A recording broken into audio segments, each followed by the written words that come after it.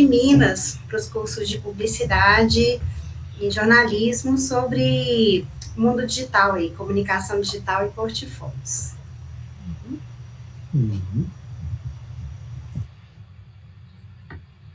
Cadê aí o pessoal? Andrew, Arthur, Marina. Tudo bem, Andrew? E aí, pessoal, tudo bem? Vocês me escutam? Escutamos. Bom, Sim. Eu sou o Andrew, eu sou graduando do curso de Relações Públicas, estou no 7º período, estou finalizando meu TCC, estou na iniciação também com a Dedé, sou bolsista FIP, no programa de iniciação científica, né? E estou acompanhando o grupo de pesquisa da Dedé, o campo comunicacional, desde março ou abril, esqueci certinho, mas a gente está... Desde março. Eu e o Arthur, que é outro bolsista, a gente está trabalhando muito empenhados numa pesquisa sobre decolonização, decolonialidade e traços coloniais nas pesquisas acadêmicas de comunicação no Brasil, né? A gente está fazendo um recorte com os grupos de trabalho da Compós. Atualmente a gente está mapeando de político e de sociabilidade, mas está sendo muito bacana ter a experiência acadêmica de pesquisador e tudo. Uma coisa que eu sempre quis e está sendo bem, assim, tá dando muito trabalho, principalmente porque eu tô tendo que conciliar com o meu TCC, mas se Deus quiser vai dar tudo certo. Com certeza.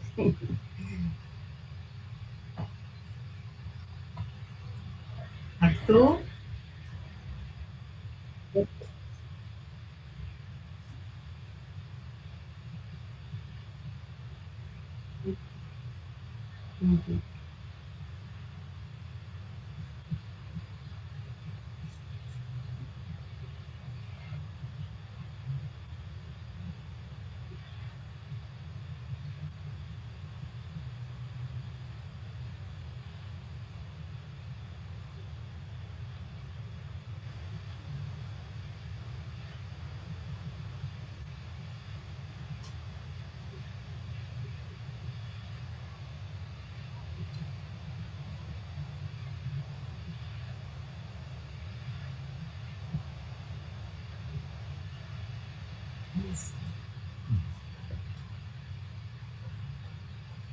Ei, Marina, boa tarde. Ei, Dedé, estava ligando aqui. Então, eu sou a Marina, eu estou fazendo mestrado agora na PUC, eu também sou bolsista, faço parte do grupo de pensamento comunicacional aqui com o pessoal dessa pesquisa, sou orientanda da Dedé. Meu projeto é principalmente analisar as interações entre pessoas e influenciadores virtuais, que são aqueles que não existem, são apenas robôs e tudo mais. E é isso, estou gostando bastante de participar aqui. Então, o Thiago, muito conhecido já, né, do Braga, a gente...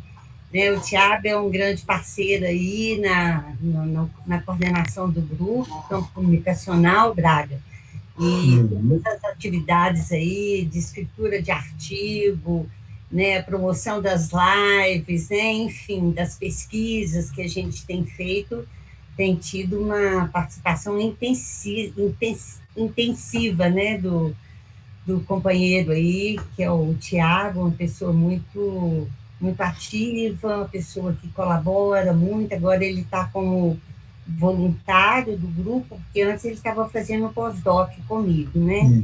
A pesquisa de pós-doc. E ele quis continuar como voluntário, e foi muito bom para a gente, porque o grupo ia sentir muita falta, assim, né, da presença e a participação do Thiago.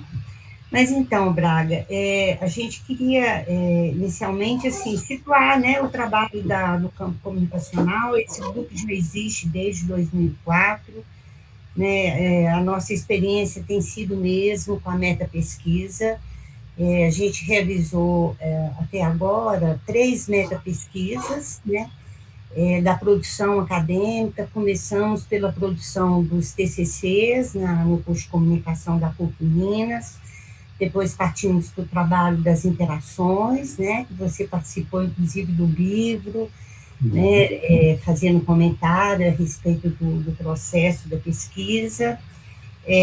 Quando eu fiz o pós-doutorado no México, né, sob a supervisão do Raul Fuentes, eu trabalhei, fiz uma metapesquisa sobre como que as interações são abordadas nos textos publicados, né, em periódicos da área no México e no Brasil.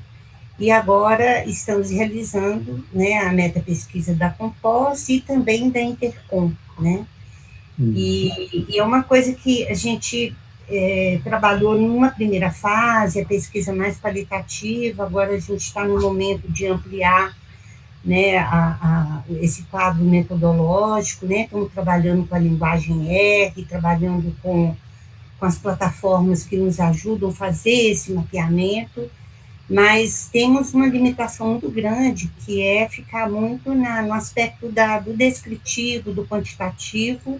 Daí essa tentativa nossa de trabalhar com paradigma indiciário, né, para a gente poder, e também outras possibilidades, sabe, Braga? A gente está querendo, inclusive, pesquisar a própria cartografia também, como método de análise dos textos, mas estamos ainda buscando, né? A gente está tentativamente, usando uma expressão muito sua, né? Tentativamente, a gente está buscando um aprimoramento, né, dos métodos, dos nossos procedimentos, e encontrar, né, no processo dinâmica, encontrar métodos e procedimentos que sejam mais, não só adequados, mas que, de fato, contribuam para a gente poder ter uma compreensão, né, das lógicas que movimentam aí os processos de produção, né, do conhecimento, do pensamento comunicacional, né, e vendo os fatores aí que intervêm nesse processo aí de produção. O Tiago também quer falar. Tiago, poderia situar um pouco a nossa dinâmica aí, né, do trabalho, para o professor Braga ter realmente, né, um ponto de partida aí sobre as nossas atividades. Sim, claro que posso.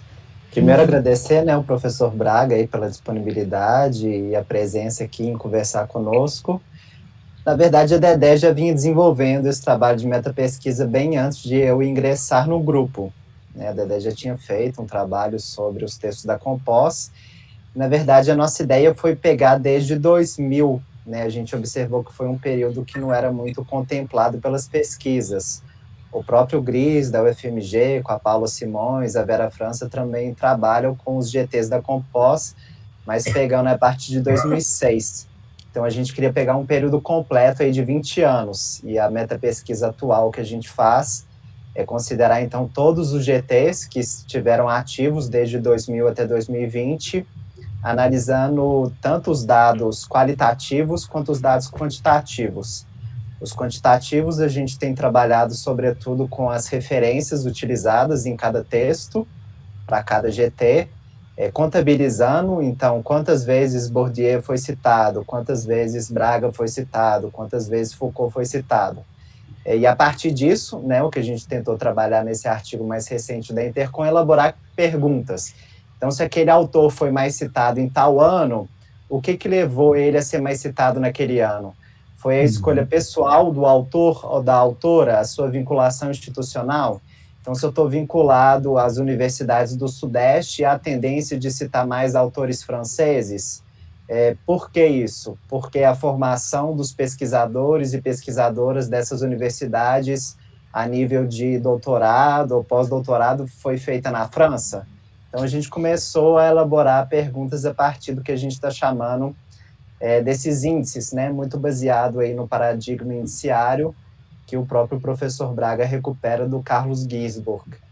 Então, com isso, a gente foi elaborando essas questões e está tentando avançar em relação aos dados quantitativos, para não ficar também apenas na descrição e na quantificação, mas tentar ver quais que são as outras inferências que a gente pode fazer que estão aí mais a nível de aquilo que precisa ser visibilizado, né, que não está aparente nos textos, mas que tem um certo histórico de constituição desses textos na sua elaboração própria de cada pesquisador e pesquisadora. Esse que tem sido o grande desafio agora. Uhum. Então, Braga, você quer comentar, fazer um comentário mais geral, ou o que você acharia? Bom, na verdade, inicialmente só cumprimentar vocês, agradecer o convite, eu fico muito satisfeito de ter essa oportunidade de diálogo. Eu tenho a impressão que uma parte muito significativa da nossa aprendizagem é a que vem por diálogos. Então, eu inclusive, já escrevi alguma coisa a respeito, em algum momento, da aprendizagem do diálogo com colegas e com alunos, o que eu aprendo a partir de problemas, de questões, de ideias, etc., que a gente fica trabalhando. Então, ter a oportunidade de conversar com vocês, eu acho precioso por causa dessa possibilidade, justamente.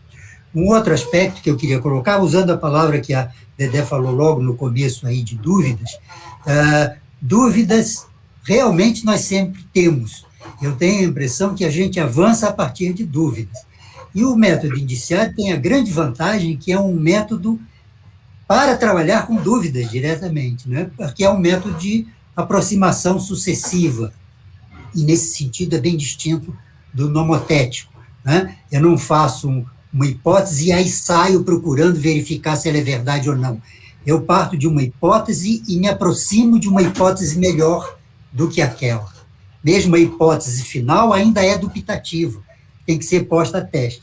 Então, isso, para mim, a descoberta desse aspecto do indiciário foi muito produtiva, porque é uma processualidade para continuar caminhando, para continuar avançando no conhecimento, né? Então, o ter dúvida, como a Dedé colocou, que vocês estão ainda em dúvidas, eu diria, nós estamos sempre em dúvidas, e isso é realmente um processo altamente produtivo. A gente sempre tem, eu naturalmente fui reler agora o artigo, há muito tempo que eu não olhava, para estar mais ou menos com ele na lembrança, e já descobri uma ou duas coisas que eu já modificaria no texto, porque eu percebo que poderia ter dado mais precisão, poderia ter desenvolvido. Vou dar um exemplo só concreto disso aí. Eu faço a distinção, a necessidade de distinguir nos índices essenciais e secundários. E hoje eu já não usaria mais essas duas expressões, porque elas parecem muito fortes e binárias, ou isso ou aquilo, ela está de um lado ou está do outro. Não é uma boa expressão. Eu hoje, se fosse escrever o artigo, eu usaria com muito mais senso comum índices pertinentes e não pertinentes, porque, inclusive, a pertinência é uma coisa que pode ser graduada, né? Quando eu falo essencial, é tudo ou nada, não é uma boa expressão, né? Mas pertinentes ou não pertinentes, esse índice aqui não parece muito pertinente. 2 ou 3 passos adiante, eu posso descobrir que ele é um pouquinho pertinente, ou que ele é muito pertinente, né? E seriam palavras muito mais de senso comum e, portanto, que passariam melhor. E, em suma, as nossas hipóteses sempre se desenvolvem. Bom, dito isso, o que vocês quiserem conversar, colocar, propor. Eu queria perguntar aqui, aproveitando, Dedé, que o Braga falou dessa questão dos índices pertinentes e não pertinentes. Essa pertinência, Braga, ela tem a ver com o problema que a gente elabora, e esse problema ele é de fato um a priori, porque ele vai guiar, ou vai ao menos funcionar como guia aí de um possível caminho, um possível percurso que a gente possa trilhar, ou esse problema ele também vai sendo refeito, reajustado à medida em que o trabalho vai sendo desenvolvido? Sim, justamente, né? Eu preciso de ter perguntas. Na verdade, eu interpreto o conceito de abdução do Peirce dentro dessa ideia. A espécie humana tem uma capacidade de fazer perguntas, de ter dúvidas, de se espantar com as coisas. Nós começamos por perguntas. O Popper, aliás, propõe isso aí mesmo, né? Começamos por perguntas. Mas isso não significa que as nossas perguntas sejam as melhores, porque as perguntas são tentativas também. Então, eu tenho perguntas, porque se eu não tiver nenhuma pergunta, se eu, diante de uma situação qualquer, ela não me coloca nenhuma dúvida, nenhum desafio, não me propõe nenhuma urgência, eu simplesmente sigo adiante, porque está ok, está tudo bem, eu não tenho o que examinar, o que investigar, o que entender, né? Então, diante de uma situação que me espanta, eu tenho perguntas. No mínimo, uma pergunta ultra genérica, o que é isso? Né? Mas as perguntas iniciais, que já são suficientes para a gente começar a fazer inferências, porque, no fim, a abdução é isso. A abdução, num certo sentido, ou num ponto inicial, ela é automática, né? Nós não precisamos ensinar uma criança a fazer abduções. Nós nascemos com a competência da abdução, assim como nascemos com a competência de olhar, né? Se nós não temos uma deficiência visual, ninguém precisa ensinar a gente a olhar e ver. Agora, nós aprendemos a ver melhor do que víamos. Um artista visual é porque ele educou de tal forma a sua competência visual, que é inata, para produzir produtos visuais de alta sofisticação. Então, podemos aprender a aperfeiçoar, mas não precisamos aprender a fazer. Uma criança faz hipóteses a respeito do mundo, né? A criança que chamam, ao ver, depois de aprender o cachorro, ou au-au, que é aquele bicho que aparece com frequência, o primeiro bicho de 4 patas que ela vê, ela vai chamar de cachorro ou de au-au. Ela está fazendo... As pessoas acham, é um engano, olha, que gracinha e tal. Ela está fazendo uma hipótese abdutiva persiana, né? Porque ela assumiu que a relação cachorro, o índice adequado é 4 patas, ela vai usar isso, o primeiro animal de 4 patas, ela percebe o índice e diz, isso é um au-au. E se não for, ela vai corrigir esse processo. Então, ela vai começar a fazer perguntas um pouquinho mais sofisticadas. Então, voltando para a questão do Tiago, nós começamos por perguntas. E eu me aproximo de um objeto, já que eu tenho perguntas, eu olho os índices que estão lá disponíveis. E já tiro conclusões. O exemplo é clássico, eu olho para fora pela janela, vejo que o chão está molhado, índice chão molhado significa chuva, eu digo choveu.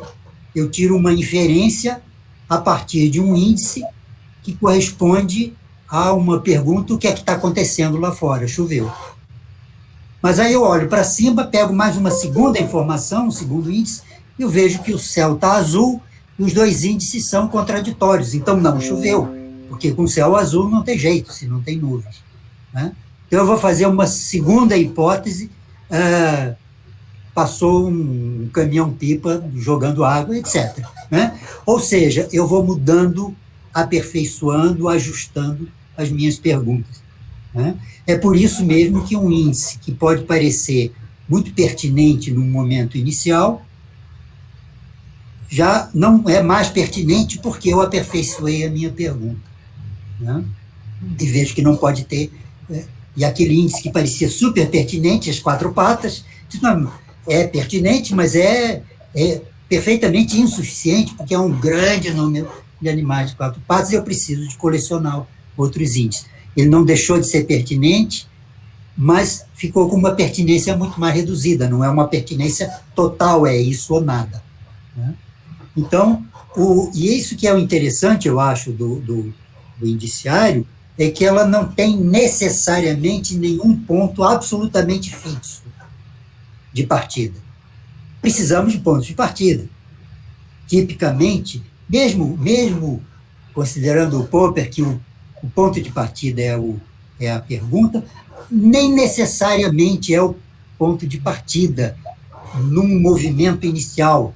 Eu posso partir de um interesse por um objeto pelo qual eu nem tenho perguntas ainda, mas ele me parece de alguma maneira estimulante e eu vou tentar me aproximar desse objeto e só aí que eu vou descobrir perguntas.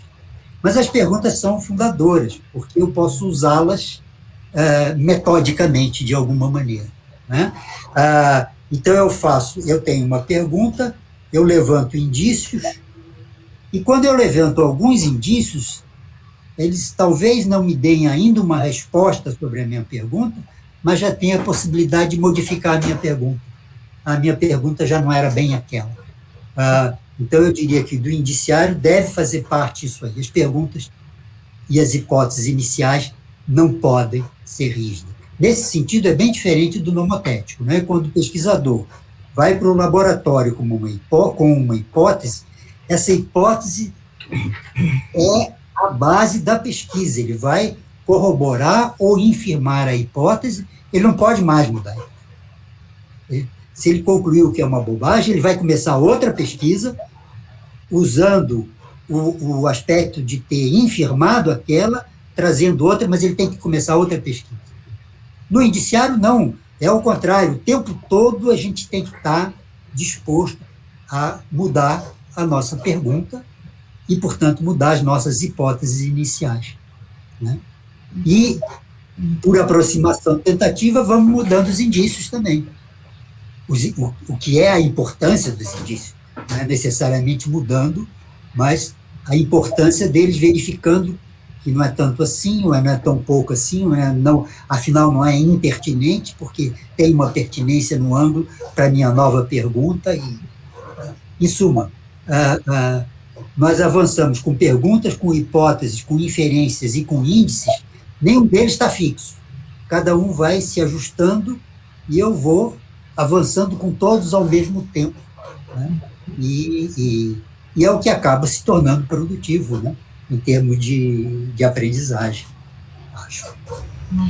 Eu queria comentar, ver se Dedé e Thiago concordam, parece que isso que o senhor acabou de falar, Braga, é meio que o esforço que a gente tentou fazer nesse artigo, porque quando nós partimos do tanto de dados, da nossa coleta de dados, a gente começou a fazer umas inferências iniciais, e depois elas pararam de fazer sentido, a gente começou a questionar novamente aquelas inferências, né, Dedé, né, Thiago?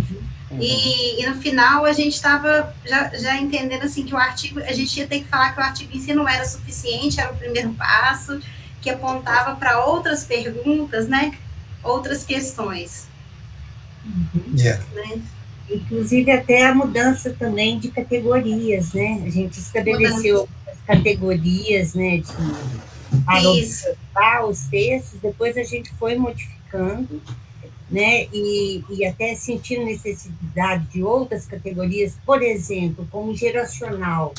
A geracional, ela pode ser um fator importante da escolha do objeto, né, de estudo, do investigador, e assim por diante, né? Eu acho que são várias questões, como o Braga, o professor diz, vão modificando, até o corpus pode ser modificado, né? Você pensar num corpus que também tem uma abertura, né, de ser dinâmico também, tem uma abertura de você estar também aprimorando o próprio corpus, né? E isso aconteceu muito na nossa pesquisa sobre as interações nos textos da composta, né? A gente trabalhou também, fizemos várias alterações, modificações de hipóteses, de perguntas, né, do corpus, né? Praticamente a gente teve uns três etapas de constituição de corpos. Na verdade, eu acho que foi até mais, sabe? Porque, na medida que você vai aprimorando, vai conhecendo mais do objeto, você vai sentindo, né, você vai percebendo outras relevâncias, né, outras pertinências. Por falar em abdução, Braga, o Arthur, hoje a gente estava conversando, né, e ele queria fazer uma questão aí sobre a abdução. E, então, ele, né, você poderia colocar, aproveitando, né, a fala do professor sobre a abdução, né, sobre esse método, né, de investigação, de percepção do real, da realidade.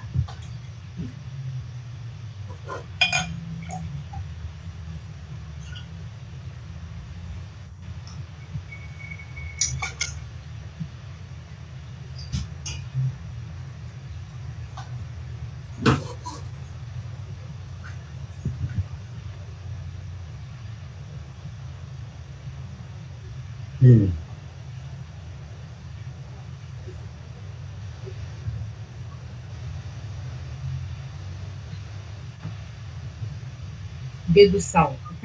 Dedução, abdução,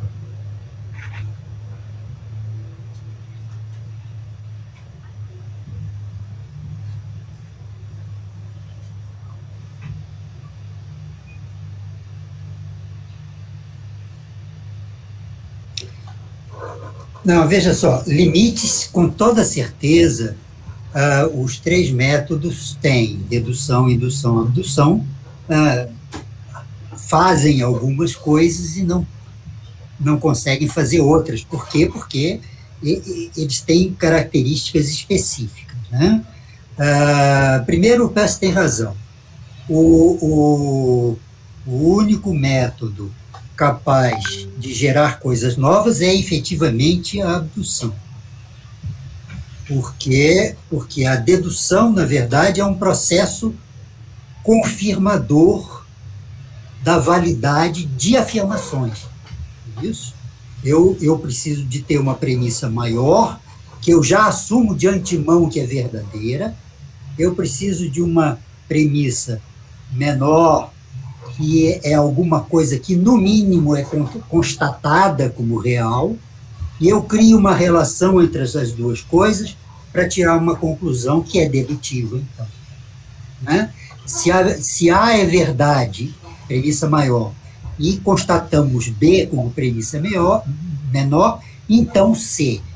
Se eu tiver tudo logicamente estruturado, eu posso afirmar essa verdade relativa à verdade da maior, né? Relativa à verdade da maior, que nós, no começo da dedução, nós presumimos que a premissa maior é a verdadeira, né? Contestada a validade da premissa maior, evidentemente furou todo o raciocínio. Então, eu preciso de ter essa lógica, eu preciso de dispor já de uma verdade maior, de uma constatação. Então, eu não encontro um conhecimento novo, estou seguindo o Peirce, né? Eu apenas confirmo a validade lógica de uma determinada proposição. No processo indutivo, o que eu tenho são exatamente as constatações de realidade. Eu vejo que tal coisa acontece. Reitero indutivamente o acontecimento sucessivo daquele tipo de coisa. Mas, a partir daí, eu tenho que interpretar. Então, o espaço interpretativo, que não está solto no mundo, eu não posso interpretar a partir de nada, né? E é por isso que os elementos indutivos e dedutivos são importantes. Mas, quando eu, a partir daí, começo a interpretar, eu já estou no terreno da abdução, que não está sozinho no espaço, né?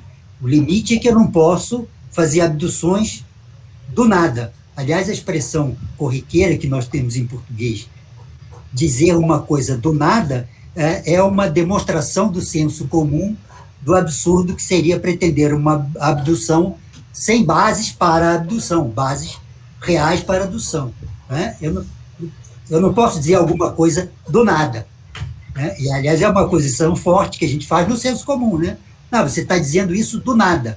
Ou seja, a rigor, em linguagem peirciana, você não está fazendo uma boa abdução, né?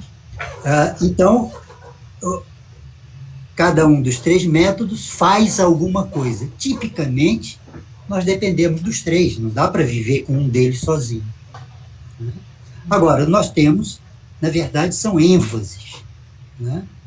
nós não temos pesquisa.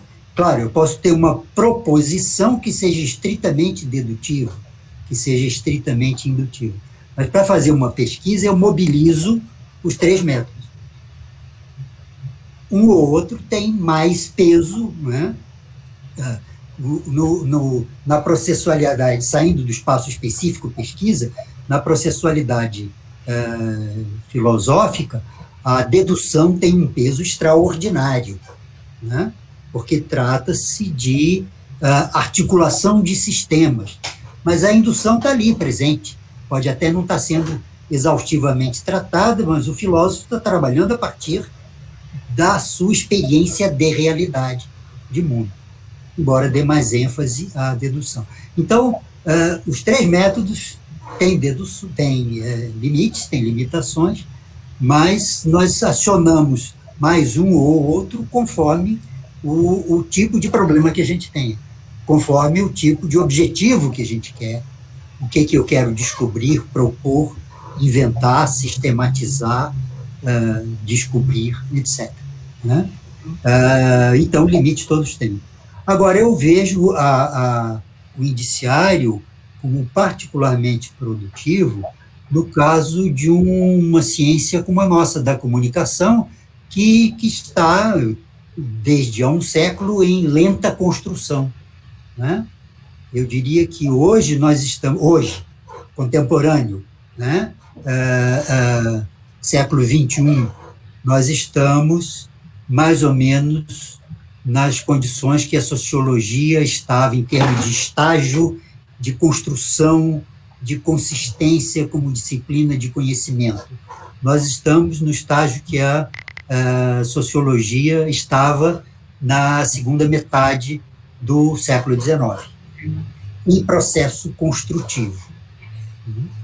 Agora, como a comunicação tem uma complexidade, eu diria maior, os sociólogos não concordarão comigo, os antropólogos, os economistas, os psicólogos, mas eu diria que a comunicação tem sido tão lenta.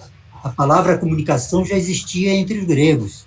Né? Como é que não havia como é que não começaram logo uma filosofia da comunicação? Porque eu acho que a comunicação é mais complexa do que todas essas outras artes. Né? É muito complicado. Né? Usar complexo é legal porque parece assim, não, é complexo. É complicado, né? A gente não sabe. E nesse sentido, para um conhecimento que tem essa característica de diversidade, de quase caótica, né? De dispersão, de complicação, o indiciário é muito produtivo, porque como é que eu vou partir de grandes afirmações de verdade que a gente não tem? Né? Se a gente decide, como eu decido na pesquisa que eu refiro nesse texto, que eu quero descobrir o que é que diversificadamente tem de comunicacional em 100 artigos diferentes, eu já tenho um problema inicial, que eu não tenho critério para dizer o que é mesmo comunicacional. Então, como é que eu posso querer descobrir o que é que tem de comunicacional? Não tem método indutivo ou dedutivo que me permita fazer isso, mas o abdutivo indiciário me permite, porque eu avanço um pouquinho. Né? Eu posso não ter um critério de comunicacional, do que seja comunicacional, mas eu sei que cada um daqueles 100 pesquisadores tem lá algum critério, que ele explicita ou não no artigo, mas ele tem lá algum critério na cabeça dele. Então, eu vou partir desse critério e vou cotejar com os outros. Né? E não vou dizer está certo ou está errado, porque eu não tenho critério para dizer isso. Em princípio, como eu não tenho, eu vou aceitar todos os 100 diferentes. Né? E vou ver como é que eu junto, como é que eu organizo, se eu consigo avançar um passinho além daquele, né? E o indiciário me favorece isso. Então, dentro dos vários limites dos métodos, né, o indiciário oferece essa potencialidade. O que não elimina outras, evidentemente, os outros positivos dos outros métodos. Voltando um pouco agora para esse artigo, né, que a gente abordou, Uma questão que eu queria colocar, Braga, é o seguinte, inclusive vai dentro daquela complexidade, da diversidade, da dispersão, né, que você acabou de falar. Eu até anotei, porque eu achei, assim, interessante saber a sua avaliação sobre esse desafio, que tem a ver até com o que Arthur colocou, né, essa coisa de trabalhar com o quantitativo dentro das ciências humanas, como é que a gente, se é viável ou não a gente adotar o paradigma indiciário. Mas eu vou ler a pergunta aqui, tá? É o seguinte: considerando a complexidade do método indiciário, historicamente constituído em uma diversidade de disciplinas de diferentes áreas do conhecimento, a arte, a medicina, literatura, entre outras ligadas às ciências humanas, como que o senhor avalia os procedimentos que nós adotamos na metapesquisa, né, dos textos apresentados ao grupo de pesquisa de teoria da comunicação da Intercom, que toma como ponto de partida metadados quantitativos para tentativamente realizarmos uma análise qualitativa e indiciário desses dados. É possível? Assim, o que a gente propôs, né, de trazer o método indiciário como uma perspectiva, né, ele é pertinente, assim, ele é possível de ser trabalhado, assim, na medida em que a gente não quer ficar só com descritivo, não queremos nos prender ao quantitativo, mas fazer aquele movimento da análise performática que o senhor propõe no texto, né, da análise performática do sem-texto composto.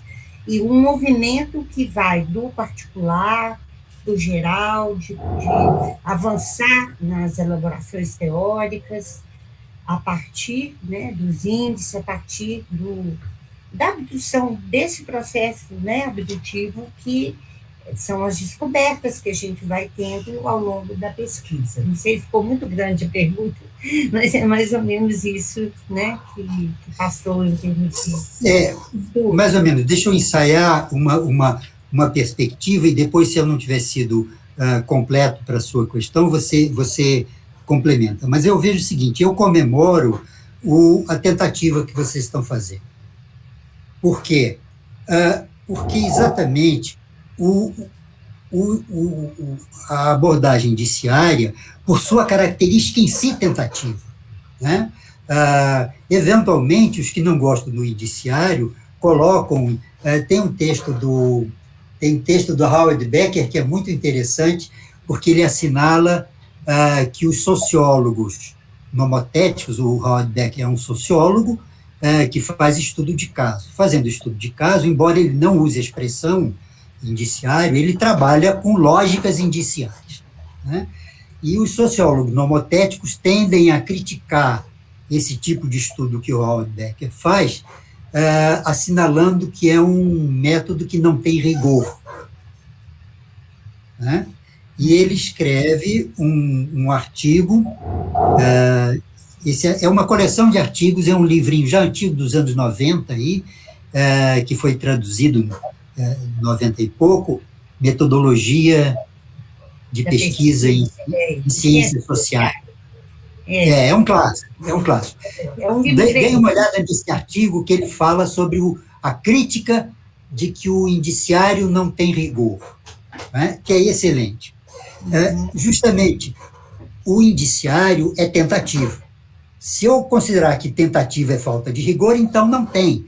Só que não é verdade, porque o tentativo é uma busca, uma aproximação crescente do rigor, né? Então, eu testo uma coisa, e uma tentativa em que a busca do rigor está embutido na própria lógica da abordagem, né? Não é assim, eu vou fazendo isso e faço um esforço complementar de criar rigor. A criação de rigor é interna ao processo, é inevitável, porque eu admito de início que o que eu estou fazendo é tentativo. Se eu admito de início que é tentativo, eu me obrigo, por definição, logicamente, a me aproximar de alguma coisa mais sólida, mais segura. E eu continuo achando que é tentativo. Não é assim, depois do segundo ano parou de ser tentativo a minha pesquisa. e a partir daí diante eu vou com segurança. Não, até o depósito final da pesquisa, a entrega da tese, a entrega da dissertação, a publicação do livro, do artigo, está publicado e ainda é tentativo, porque se submete ao debate. Se submete ao debate. Né? É a própria lógica do Popper da epistemologia evolucionária. Né? Quando o texto está pronto, a pesquisa acabou, não acabou, está em processo. De certa forma, aí que está começando alguma coisa. É por isso que a objeção é importante. A objeção é absolutamente fundamental. Né? Pois bem, então, o que vocês estão fazendo? Uma tentativa de acrescentar a táticas mais habituais da meta-pesquisa, das quantificações, dos padrões a serem observadas, um elemento indiciário que traz perguntas para além disso, evidentemente, não é para além no sentido de deixar de lado e ir em frente, é no sentido de atravessar isso aí, né, com alguma potencialidade de descoberta. Na verdade, quando se faz, voltando àquela ideia da interpretação, quando o sociólogo nomotético, o psicólogo, eventualmente, o economista nomotético, fazem suas interpretações, eles podem não estar trabalhando conscientemente,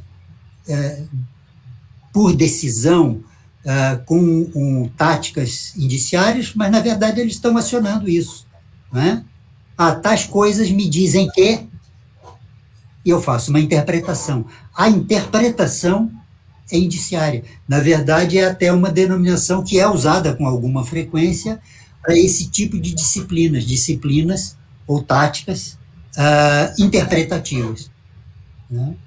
Em que eu tenho que fazer inferências que já não são nem totalmente dedutivas, nem totalmente indutivas, me pedem alguma coisa a mais, alguma coisa nova, que é da ordem do índice, ou do abdutivo, se preferir, né?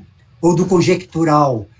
Isso é outra coisa que eu teria já mudado no artigo, eu teria dado uma ênfase ao conjectural, porque o nome indiciário é clássico, a gente não vai abandonar, o nome é esse, a gente usa indiciário, mas o indiciário enfatiza só o índice. A inferência é tão importante quanto, né? A inferência é conjectura, não é uma afirmação, isso é verdade. A gente sabe que é conjectura. Então, a expressão conjectural mereceria, nesse artigo, ter tido pelo menos uma frasezinha para assinalar a presença, a importância do fazer conjecturas. E fazer conjectura é um movimento de risco. Então, quando vocês, não me perdi da questão, não, quando vocês resolvem trazer um elemento indiciário, vocês estão decidindo correr um risco, vocês estão decidindo fazer conjecturas. Para ser coerente com esse risco, vocês têm que estar atento aonde essas conjecturas levam, né? E aí dá para... Lembrei agora de uma coisa que é interessante, não sei se vocês devem conhecer, pelo menos de fala, um texto do Fabrício Silveira, que foi colega nosso na Unicinos, agora está na URGS, porque ele estava no GP de teoria da Intercom, em que tinha um texto do Tiago, porque é um dos textos que aparecem no artigo do Fabrício. Sim. Agora, pelo que eu entendi, eu descobri esse artigo agora, ele saiu há pouquíssimo tempo, sei lá, 2, 3 meses, na revista Tropos, que é uma revista menos conhecida, porque é do Acre, e eu achei interessantíssimo o artigo do Fabrício. Ele discute o texto é do Tiago com a Dedé ou é só do Tiago? É com vocês dois, né? Exatamente. Os dois. Tem um texto do Luiz Mauro e tem mais 2 textos. E... É isso mesmo, Braga. Né? É isso, né? E o artigo está extremamente interessante, porque eu achei que ele é muito muito equilibrado, ele critica, mas, ao mesmo tempo, verifica as coisas positivas, o que às vezes é raro, né? As pessoas tendem ou só criticar ou só ver coisa positiva. Ele critica e vê coisas positivas. Eu acho muito interessante, eu gostei muito desse artigo, porque ele ao mesmo tempo, mostra algumas dificuldades da questão cartográfica, que é disso que ele está tratando, finalmente, né? Sugere algumas pistas, mostra algumas pistas que ele encontra nos artigos de vocês, ao mesmo tempo que ele critica alguns limites aqui e acolá. Né? Como quer que vocês interpretem as objeções, eu acho que é interessante. Objeção não significa que a gente sempre concorde com elas. Mas, quando eu discordo, eu posso ir um passo além de simplesmente discordar. Né? Eu posso dizer assim, eu discordo da objeção, mas por que ela existe? O que é que viabiliza que essa objeção seja colocada? Então, esse tipo de trabalho que... Enfim, eu me lembrei desse artigo porque ele entra diretamente na questão da Dedé. Vocês entram com essa experiência, que é bastante inovadora, eu não vi isso até hoje em nenhum estudo de metapesquisa, e, portanto, vocês entraram numa zona de risco. Eu diria, preste atenção nas objeções. Não quer dizer que as objeções sejam sempre boas, mas vocês aprenderão com elas, mesmo quando não forem, claro, aprenderão mais ainda se forem boas objeções. Né? Eu tenho aproveitado sempre muito, sempre que eu dou em aula, eu apresento um texto meu, eu uso bastante isso, sobretudo nos últimos 4 anos, que eu passei a oferecer 4 ou 5 anos, passei a oferecer um seminário intensivo na Unicinos, que era basicamente oferecido nesses termos, em cima de textos meus, para textos, às vezes até não publicados, para botar para discussão, né? pedindo objeções, basicamente. E eu tenho encontrado, vindo dos estudantes, objeções muito interessantes, que me Aliás, esse texto que vocês propuseram, da análise performativa, eu cito lá no final, eu discuti com um grupo de estudantes, foi base de discussão antes do artigo estar pronto, né? E ajudou ao artigo. É por isso que eu sei o nome de cada um dos alunos, porque eles tiveram essa participação diretamente produtiva no trabalho do artigo. Então, eu acho que é uma experiência legal de vocês, eu acho que vocês terão todas as condições de enriquecer a partir desse ponto inicial, que é esse artigo aí, né? E o esforço é articular mais, eu não saberia dizer como, né? Eu li cuidadosamente o artigo, não saberia dizer como, mas é claro que, para o objetivo de vocês têm que articular mais profundamente os elementos que vêm de categorizações, porque o esforço da metapesquisa, o esforço cartográfico da metapesquisa é, sobretudo, trabalhar com categorizações de várias ordens, conforme o objetivo da cartografia específica, categorizações com o aspecto dos índices, né? Para que ele se torne, então, mais intensamente produtivo. Mas, com certeza, é uma experiência a ser acompanhada, a ser estimulada. Muito bom, Braga. A Poli tem uma questão, viu? Tá. Deixa eu só fazer uma observação, um parênteses, assim, bem pequenininho. Uma coisa que eu sempre queria falar com o Braga, mas nunca tive a oportunidade de falar. Eu acho admirável a sua posição, Braga, que eu tenho notado desde os primeiros textos lá no DT de epistemologia, em que você começa a trabalhar a mediatização, as interações, os processos de interação social, mediatizado, é a sua capacidade e preocupação de estar sempre revendo, sempre colocando seus textos em debate, né, uma interlocução, e apreendendo nessas interlocuções essas objeções, incorporando ao seu texto e aprimorando a teoria.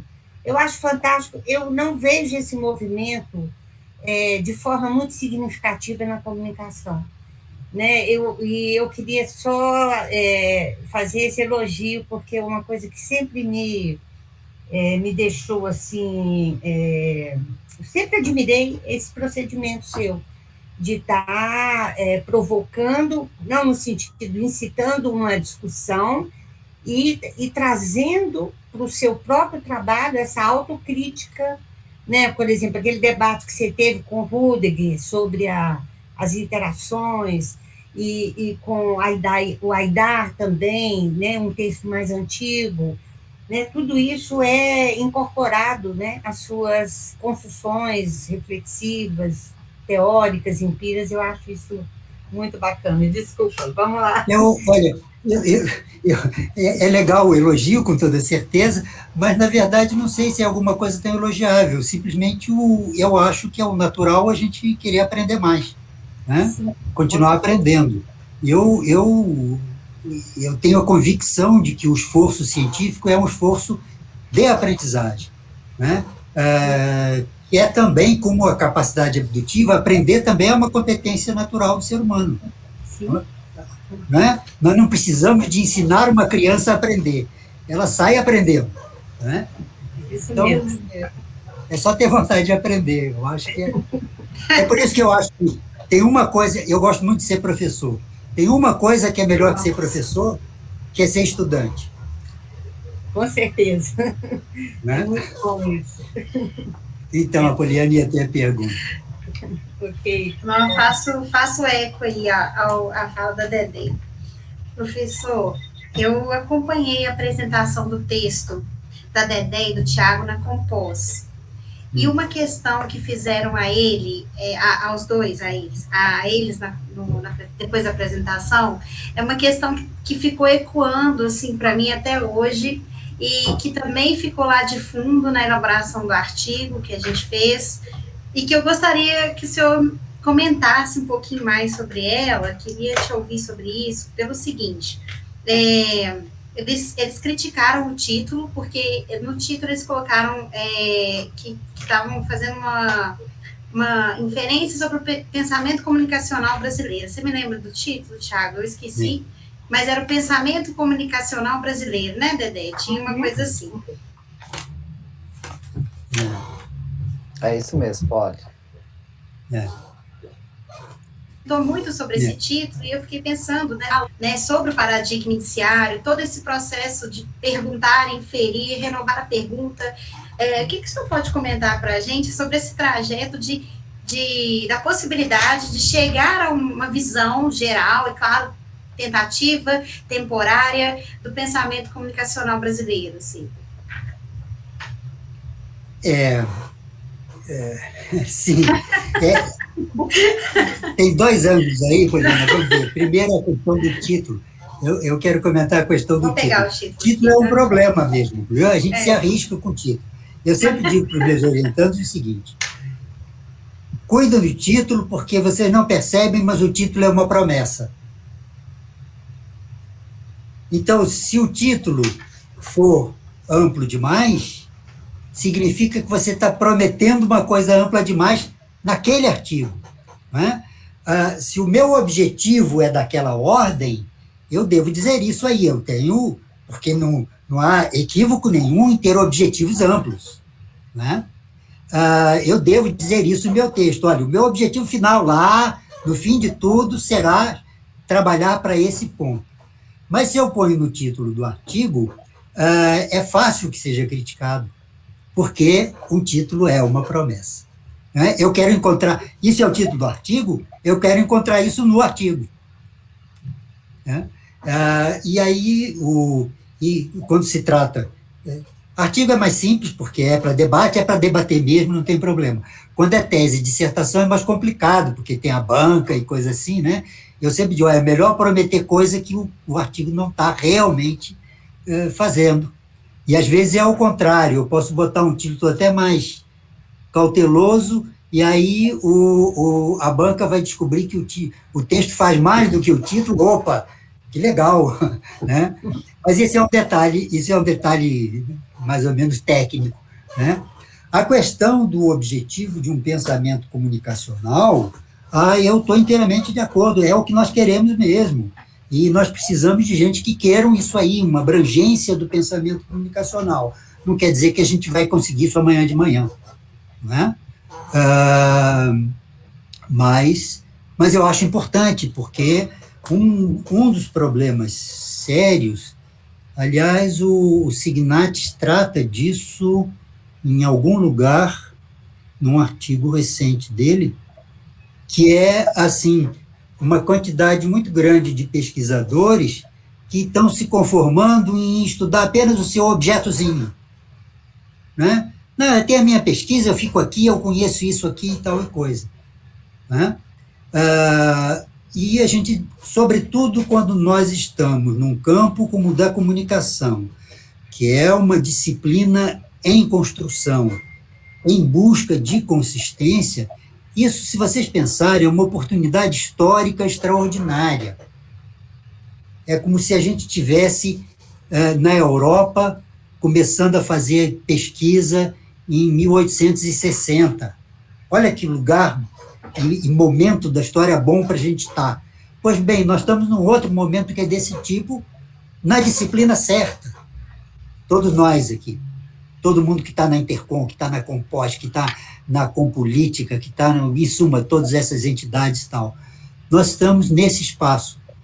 Né? É um desperdício, a gente não quer dizer que todo mundo tem que virar epistemólogo, tenha que sair, mas ter um olharzinho para isso aí é legal, né? Não ficar só, olha, isso que eu estou fazendo, porque cada pesquisa dessa, que cada um de nós está fazendo, numa disciplina nesse estado de construção, é uma potencialidade de contribuição. E se a gente pensar um pouquinho nisso aí, eu vou dar uma pista a mais, vou perceber alguma coisa a mais que é interessante para o desenvolvimento. Então, quem tem esse interesse já amplo de abordagem, e há muitas táticas, né? Muitas táticas. Aqui vocês estão trabalhando, sobretudo, de metapesquisa. Eu diretamente nunca trabalhei com metapesquisa, né? Então, eu leio aqui e acolá, me informo com o que vocês escrevem, o livro que a Dedé recentemente organizou com dois parceiros, é uma fonte excelente, né? O Signatis está começando a trabalhar com metateoria, e eu estou vendo uma sintonia de debate com o Signatis muito grande, sem trabalhar com metateoria ou com metapesquisa, né? Porque, a rigor, quando eu faço, esse meu texto pode dar uma impressão de trabalho de metapesquisa, eu junto 100 pesquisas, né? Mas, na verdade, eu estou fazendo outra coisa, porque eu estou fazendo, sobretudo, um trabalho de desentranhamento, né? Eu não posso alegar que esse trabalho desse artigo, né, que a gente está comentando, que seja um trabalho de metapesquisa. Mas essas várias linhagens nomotéticas, cartográficas, metapesquisa, metateoria, investimentos em ângulos setoriais, cibercultura, comunicação e política, metodologias etnográficas transferidas para o campo da comunicação, cada uma dessas linhagens tem um espaço de potencialidade construtiva. É por isso que é complicado, porque é muito diversificado, né? A sociologia foi fichinha, para o Max Weber e Durkheim fazerem lá, fichinha, né? O nosso problema é muito mais complicado. É por isso que a gente não vai resolver amanhã cedo, nenhum de nós. Mas, em conjunto, a gente vai dando avanços significativos. Eu acho que aí, até a metade do século, a gente vai poder dizer que a comunicação é realmente uma ciência, já uma jovem ciência consistente. Tá? Acho que poderíamos dizer. Né, com nossas contribuições. Caminhar para isso, né, professor? Então, gente, tem mais algumas questões que né, vocês gostariam de colocar? Tiago, Andrews, Marina, Polly? Eu fiquei Se você pensando.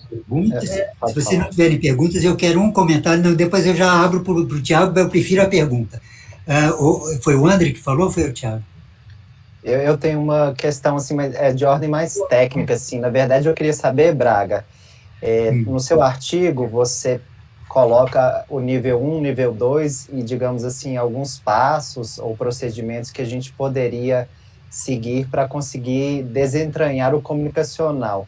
A questão é se você vislumbra a possibilidade de automatizar esses processos, no sentido de usar um software.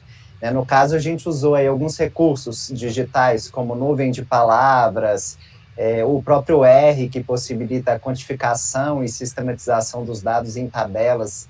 Assim, no que o senhor conhece, você acredita ser possível automatizar esses passos que você menciona?